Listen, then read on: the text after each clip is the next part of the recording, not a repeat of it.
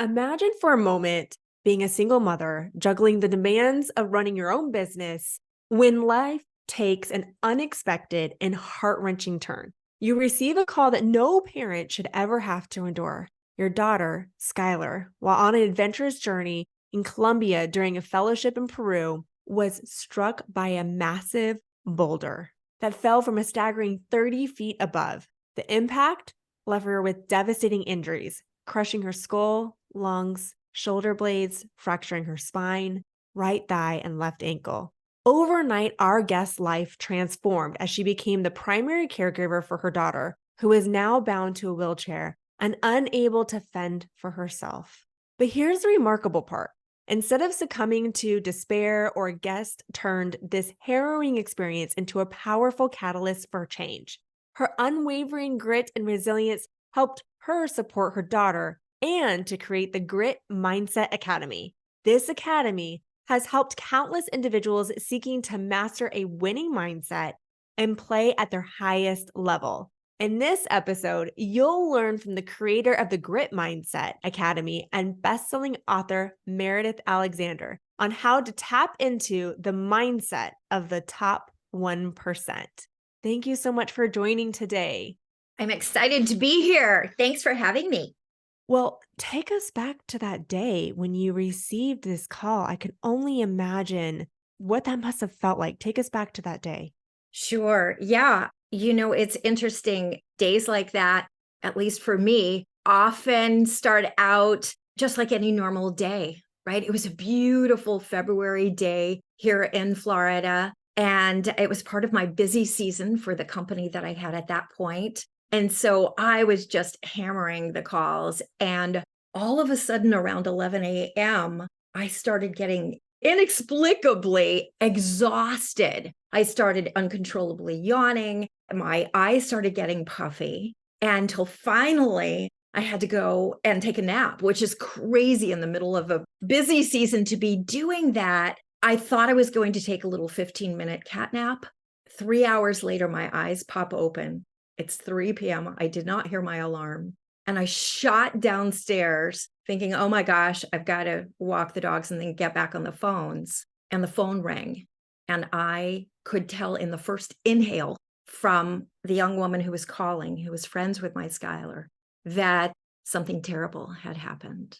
And so in that moment, my life completely transformed and it would never be the same. So that really triggered, at first, almost feeling like two people, right? There was one version that was actually experiencing this, and there was another version of myself watching me experience this and wondering all the horrible emotions that you can possibly imagine, Danielle. I mean, everything from anger and rage, of course, but also that self-doubt of feeling like, oh my gosh.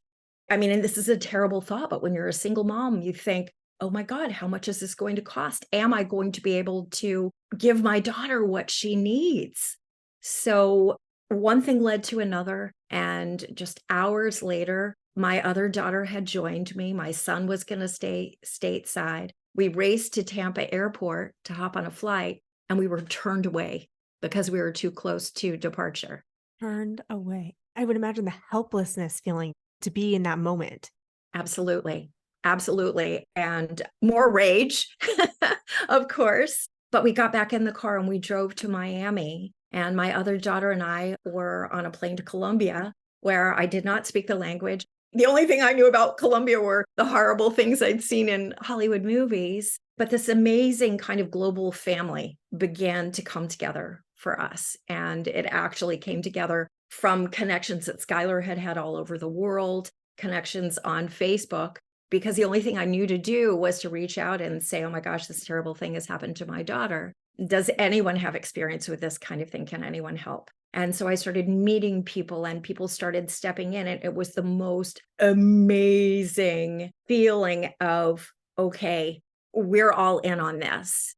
And so that was really when things began to change for me, when I was on that plane, because what I realized was that by far all the worst feeling was not being able to really help my daughter, the feeling of being powerless. And so it was really where I had to go back to, ironically, a question that I'd had all my life.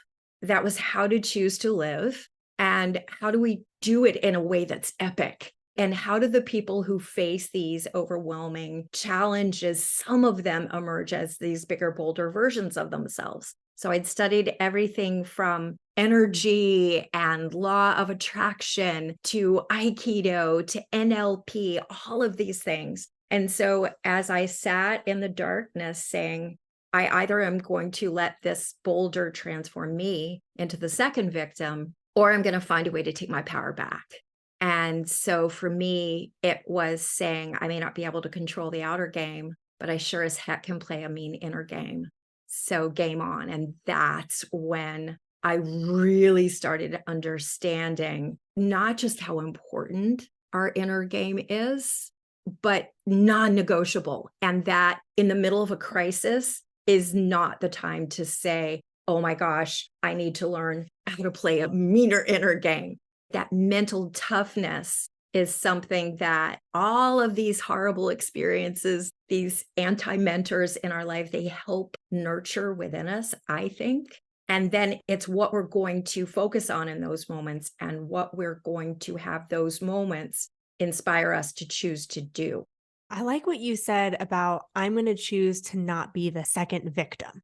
Yes. Because there's already been one victim of the boulder. Yes. And you can choose to either be that second victim or not. And from what you're saying, I'm going to take this power and I am not going to be the second victim. I am going to find a way to get through this and to help Skylar and to help yourself and to find a way to move forward and focus on what you can control, which is hard to do because a lot of us and a lot of people probably are thinking like, but how, right? Because that's a very challenging situation. Your life has completely flipped upside down. This, as a parent, you want your kids to thrive. You envision your kids growing up and accomplishing all these great things, and to see their life completely flip overnight and to not be able to feel helpless in that moment of not being able to change the outcome. Absolutely. And yet here's for me how that all worked was 3 questions that I always ask, that I've learned to ask in any sort of obstacle moment. Whenever any kind of boulder hits, we all have different kinds of boulders. Some of them just happen to be literal boulders. But for me, so there are 3 questions. There were 1, what can I control?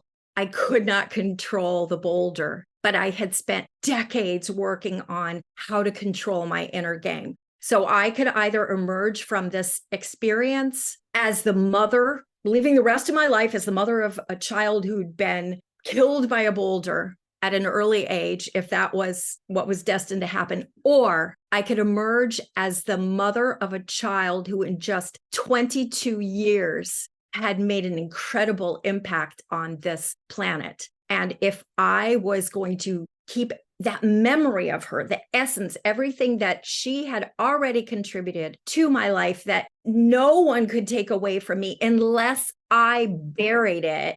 This was the legacy. This was who I realized I had to show up being. So what could I control? I could control my inner game. What could I believe? I had to your point, get to the place where my priority was helping my daughter. That meant I had to show up in my power, whatever that could look like. If there was an epic version of me, I had to find it and I had to get there quickly. So I had to find the thoughts that could get me there. And here was the most powerful question of them all. It's what might I be assuming that is not necessarily true? And in this case, I was tempted to assume that just because medical precedent indicated that her injuries were not survivable, that is the only variation of truth. So this is where I had to go back to asking different questions for my mind so my mind could believe this. And the very first question, Danielle, was, has there ever been anyone who faced something that everyone else said was impossible, who overcame that and ended up doing the impossible? Well, that was a laughable question because, as you know, I was flying through the air on a plane. Clearly, at some point, that was believed to be impossible. So my mind could go, that's true. And so then I took it one step further. Have there ever been documented cases of medical miracles where people are not supposed to be able to survive, where they do survive? And again, the answer, well, yeah, Hollywood is filled with them. So what I did is to balance that commitment to help my daughter in any way that I could, to balance that with the School of Hard Knocks training that had inadvertently pushed me to learn how to play a more powerful inner game. So I began asking these questions, and I was able to inch my way from total despair to a little bit of hope. And then from that hope to, maybe, and then a little bit of belief, but even belief has cracks in it. So I had to keep going. And ultimately, I was able to get to that place that just felt like this powerful knowing that we were going to be fine, whatever life, destiny, God, whatever would define that word fine for us going forward. And the moment that I was able to relax into that, it was as if it felt as if life was conforming to that vision. And that is when this whole string of impossibilities became the miracles that were showing up in our life.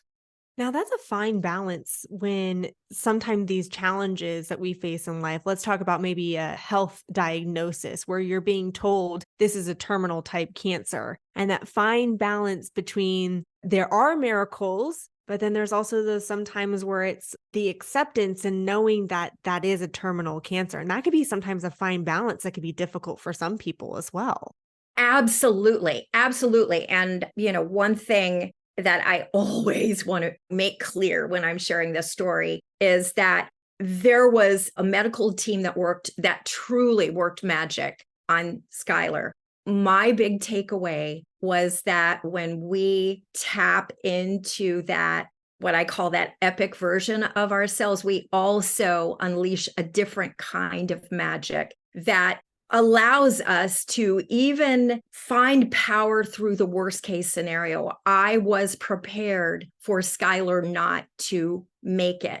Of course, that's not what I wanted, but that kind of keys into the formula that this kind of boulder revealed to me of what I call the epic three. And so that top, when we are able to show up as that epic version of ourselves, that top 1% possibility of ourselves, I have found that it's when we learn to really master three things. One is our focus. What are we choosing to focus on, and what are we making that focus mean? Number two is our language, not only how we communicate with each other, but how we communicate within. Are we believing that it's natural for us to be our own worst enemy? Or do we energize that part of us that is our greatest champion, the soulmate that we sometimes spend our entire lives searching for? And then the third element is the imagination, which for most people typically only shows up in the form of fear and self-doubt. But that's the ability to envision possibilities that do not yet exist. And so when we can learn that, like focus, yes, a lot of people would say it feels hard. Most people I have found, and think about it, most people think they're focusing on one thing, but they're actually focusing on the other. So when I say a year from now, I want to have my own business. A year from now, I don't want to be working with all these toxic people. I want to be making six figures. It may sound to me like I'm talking about what I want, but my energy, that inner frequency, is focused on the lack of the presence of what I want. So if I'm focused on the lack of the presence of what I want, what is expanding? The lack of the presence of what I want. So that's why it's like a mental gym that we have to learn how to have the discipline to not let our thoughts think us. We have to become the sovereign of our own thinking. in order to achieve that mastery. And when we achieve that mastery, even in these moments when we get these horrible health diagnoses or something happens, a boulder that's been on the side of a mountain for 1,000,000 years freaking falls on your daughter, you find a way to bring life, aliveness into that moment. Does that make sense? Yeah. So let's talk about, you said something where somebody says, I want to be in a new job in a year. I want to be out of this toxic work environment. I want to start a new business within a year. And it sounds like you're saying that they're focusing on the lacking of something. So what is a way that somebody can reframe that sentence to focus and visualize and imagine what that future could look like?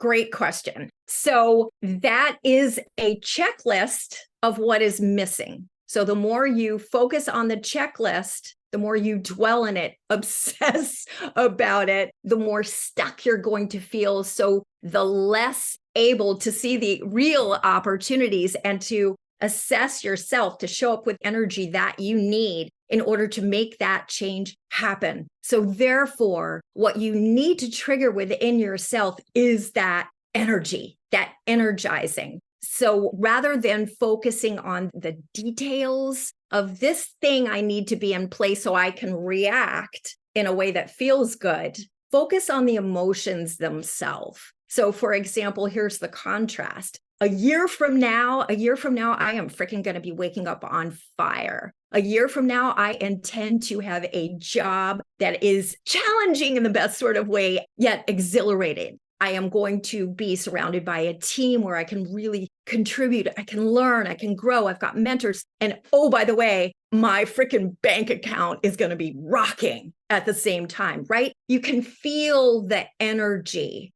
And that goes back to that third element, the ability to envision / imagination. We have what I call flabby thinking syndrome. We just let our thoughts go wherever they want. And it's almost as we believe this is inevitable. Well, it is if you don't train it and if you don't validate and spend time focusing deliberately on the things you want it to focus on. You're focusing on the who you want to be and how you want to feel versus specifically what the goal is. The goal is a part of what you want to achieve, but it's the feeling that you're going to have when you achieve that goal that becomes the motivation. Yes. And let me share with you my feeling about goals. Personally, I'm such a language person. That's number 2 there. We say so many things that set us up for moving backwards, and goals has become one of them. To me, we have one goal and one goal only, and that is to be taking our last breath whenever that happens, saying, this was so freaking awesome. I hope I get the chance to do this again. Everything else along the way is a target, an opportunity, objective, because that allows us to flow. The moment we say goal, we have so many associations, hidden stories around that word that it's like we throw ourselves like the kids in the back seat. Are we there yet? Are we there yet? Are we there yet? And then we wake up the next morning and we go, oh, I'm not there yet. Okay, already a failure today. I can't live. I can't be happy until I achieve this goal. So what is some way that you would reframe that? If someone says, I have a goal. Well, my next objective, what I'm really excited to pursue right now, my next target is this. I even say what I'm playing with right now is this, because what I love to communicate to my mind is that it is going to hit mission accomplished of getting me feeling fully alive with things that please me. I do not want to communicate to my mind that I am going to only react and come alive by things that make me pissed off or displease me, because what is it going to give me more of? And so here's another thing. We'll play with language for a moment, since you kind of hinted at that a little bit. I like to play with language a little bit. I'm a Yes. big believer in neurolinguistics. Okay. I love it. I love it. So when we say this is going to be hard, or this is hard, or my biggest challenge is blah, blah, blah, blah, blah, blah, it feels like there are invisible stories around challenge. I mean, most of us challenge in that context is not this like happy, like, yay, I love a challenge. This is like to dream the impossible dream, right? I mean, this is heavy. But then we take it and we add big S. Can you have something that's big S if you only have one? No. And then, of course, you add my to it. So now it becomes part of who you are. However, the most powerful word in that sentence is one we pay zero attention to. And it is that little tiny word is, because we never use the present tense unless we are believing we're telling the truth. The present tense is reserved for fact. Therefore, it becomes programming code, the foundation of the rest of the castle. So next obvious question is, wait a minute, but it is true. And that goes back to the 3 questions that we asked before. What can I control? Okay. What can my mind believe? Well, my mind certainly believes that this is true. What am I assuming that is not necessarily true? I'm assuming that this is the only variation of truth. Is this not also something that my mind can believe? My biggest opportunity right now is to figure out what that next step is so I can go out there and freaking live it. Or my biggest commitment right now is to find my confidence so I can get out there, get that new job, and start doing the things that I know that I deserve to be doing right now. And that your mind can believe that. But when we're assuming that biggest challenge is the only truth, we get stuck there. Yeah, we get stuck. And focusing on what we can control. Yes. And being mindful of the stories that we tell ourselves, being mindful of the assumptions that we make. Because if we start to make assumptions, we start to close in on the possibilities at hand. But when we start to think about, is it this way or are there possible other ways? Then we start to think creatively about different ways to approach challenges and trials and tribulations within our life. And focusing on what's within our control, not what's not in our control. Focusing on all the different ways that we can approach a particular situation. There's not just one way anytime that we are faced with a challenge. Exactly. Exactly. And what I love about that also is that it opens the door to the potential of when you're really stuck to be able to say, okay, wait a minute. Has anyone else out there ever probably felt just as stuck as I am right now in this scenario, who has gone on to do freaking amazing things? Well, what can your mind believe? Yeah, your mind can believe that. And as you ask yourself significant questions that take your mind on a different adventure, your excitement level is going to go up. Your expectation is going to shift. And when you're expecting the best, do you think you have access to making better choices and better decisions? Absolutely. I'm glad that you mentioned this. Think about the other people that have possibly experienced this particular challenge. There is a motivational video that I have saved to my phone. I'll include it in the show notes for today's episode. But there is this video that I watch, and anytime that I'm feeling like I'm facing a hardship or a challenge in life, I click on this video and I watch it, because every time I watch it, it's a combination of all these different people. Everybody from J.K. Rowling to Oprah to Denzel Washington, Will Smith, all of these different people who have achieved high accomplishments. And they talk about their failures and what they did to achieve where they are today. And so I love this video. I save it on my phone. I've watched it before going in interviews previously when I was in corporate world. I watched it anytime I've just kind of felt like I've hit a wall. I'll include it in the show notes today because it is one you definitely want to save. I love that. And that is, again, that's part of creating what I like to call your personal empowerment system. And we really all should do that. It's like a care and feeding. So rather than get obsessed with what are the negative triggers, I have to avoid them. What are the positive triggers for yourself? And exactly, I have some of my clients like pick out a freaking theme song for themselves. Same thing before they go into an important meeting. You know, hey, all of a sudden, even my clients who are like, quote unquote, geeks, it's like, okay, let's watch that scene in James Bond where Q really makes James Bond. Let's face it. Yeah, I love stories of people. Clearly, it's one of the reasons why I started the podcast, but I love watching movies and documentaries where people have overcome adversity, they've come out stronger. I'm always just so inspired by them. And that's one of the reasons why I love hearing these stories. I love watching them because it just goes to show you the possibilities of what is out there when we focus on what's in our control, when we have that resilience to bounce back from setbacks, when we focus in on what our passions are and we meet it with perseverance. And that's what grit is. That is what unstoppable grit is we continue to move forward despite all the challenges that we have, and we focus in on what's possible. So you Yeah. have published this book. Tell our listeners about your book.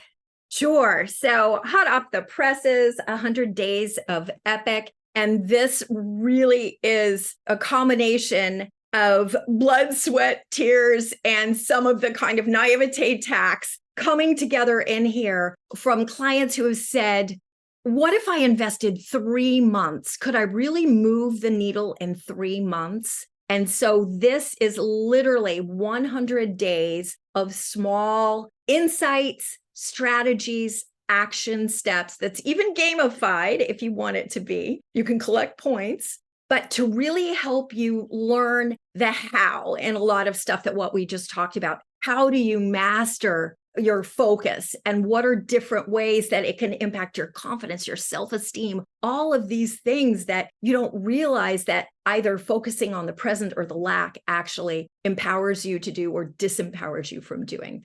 Again, it's language going into how can you avoid sabotaging yourself from the start. How can you start changing that with your language? How can you use your language actually as turbocharge for yourself? And then, of course, that ability to envision. So it's all here in 100 Days of Epic. It's fun to go through and play with. And yeah, if you're looking for that epic version of yourself, this is like the step-by-step manual of how to really create that momentum. My inner child inside of me who played sports all growing up is saying, I get to earn points towards something. This is Yes, competitive. yes. Well, This is don't competitive. think that isn't deliberate because it's the dopamine effect. It is. It's a Right? dopamine feedback loop. Yeah. Yes. And so that keeps us really engaged. And so I thought, why can't we do it with a book, especially a book, personal development? I mean, you can see from the rubber chickens behind me that I don't think that becoming those bigger, bolder versions of ourselves should be quote unquote hard or painful or miserable. I think it's energizing. And it is that quote of what the world needs now are people who have come fully alive. Absolutely. Yeah. Well, thank you so much for joining today, Meredith, and sharing your ways of being epic. And thank you for sharing your story of your daughter, Skylar, and where she's at today. Actually, do share with us a little bit about where Skylar's at today. What is she accomplishing today? So Skylar continues to break through the possibilities. She's gotten to the point where she has a lot more independence than she had before, meaning she can actually get herself to the restroom. She can eat on her own. And we're even working with her being able to walk with a walker. She still has someone holding her while she's doing that. But yeah, definitely follow us on social media and you can cheer her on. She loves that. You'll see us on TikTok. You'll see there's the Sky is the Limit page, which is SCHUY is the limit page. And you can see this girl post just about every single day showing how she's rocking it. And to your point, if you need motivation of grit, it's definitely there. And Yeah, that definitely sounds like that daily motivation is to be inspired by somebody who's overcome this boulder and is living a epic life. for sure, for sure. And I have a little gift for your audience. Since while we were talking about language, short and sweet, as a bonus, we're going to give you a link of where you can download 10 phrases that we almost all say without thinking about them, not realizing that they throw us backwards, and how to shift them, how to change it around. So that is bit.ly/epic words. And we'll have that in the show We'll notes. include that in the show notes. Wow. I'll be definitely downloading that one today for sure. So, well, thank Woo-hoo. you so much for joining. And for those of you that are listening, thank you for tuning in. If this episode resonated with you and you believe that somebody could benefit from living an epic life, please share this episode with your friends, your families, your colleagues, and write a review. Share with us what you found to resonate with you in each of these episodes, why you love the podcast. And also, see you next week. And in between, be unstoppable.